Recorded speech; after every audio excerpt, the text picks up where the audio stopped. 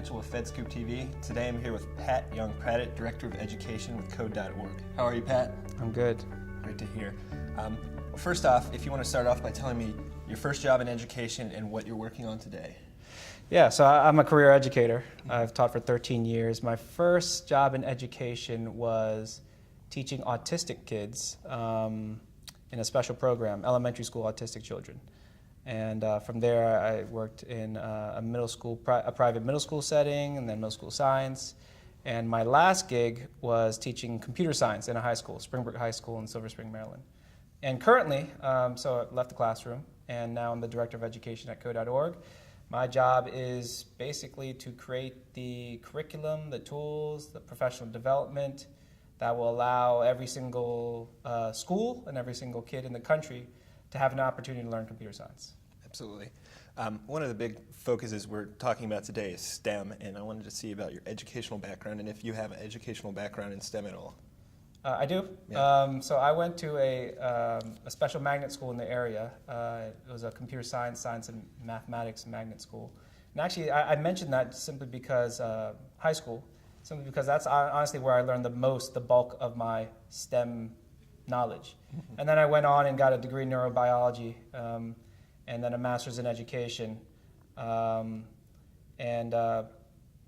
But when it comes to computer science, honestly, I took some university level courses, but most of it comes from just messing around and creating projects, creating video games, creating apps, and just reading on my own. And in fact, a lot of computer scientists learn that way.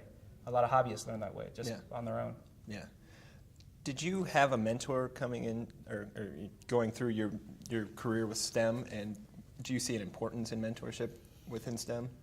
Mentor. Well, my favorite teacher from high school was my AP physics teacher. Mm-hmm. Not because of the physics as much as I can't actually remember much of the physics, but because he was just a cool guy. Yeah. And I think the role of mentorship is important in STEM simply because we need role models that are involved in STEM or are passionate about STEM who are just normal people and are just connecting with kids. So yeah, I think it's quite important to have mentorship. And at Code.org, we have about 25,000 or so people who've signed up to volunteer at schools or with teachers or with students that are speaking or whatever. And we're always looking for more. Yeah. And now that you have a successful career within a STEM field, is there any advice you can give to young professionals looking to attain a career in STEM? Yes. We'll do STEM and computer science. Okay. So computer science specifically. So I guess for both, my first piece of advice, it depends on where you're at too, whether high school or higher ed. I think actually getting your feet wet doing something rather than just learning about it. In high school, kids learn about biology, but they don't become a biologist, and they don't learn how to even think like a biologist. They just learn about biology. They learn from other people who are actually biologists. Unfortunately, at the college level, it's almost the same thing. You just read a bunch of books, sometimes you do a couple labs, but you don't actually learn to be a biologist. And the only way you get that experience is through internships. So whether they're paid or unpaid, just, I would say, get your feet wet. Then number two, with computer science, you actually don't have to have an internship. There are so many tools. I mean, computer science, the beauty of it is that it's so accessible by anyone, even little kids. So you can actually create an app. You can create a video game without leaving your room.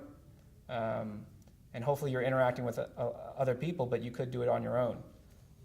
So I'd say if you're interested in computer science, wherever you're at, even if you're an adult working at FedScoop and you're just interested in learning about coding, just get online and use the variety of tools available, not just through Code.org, but through a bunch of our partners as well.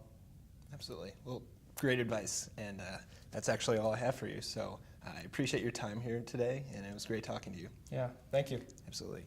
I'm Billy Mitchell. Thanks for watching.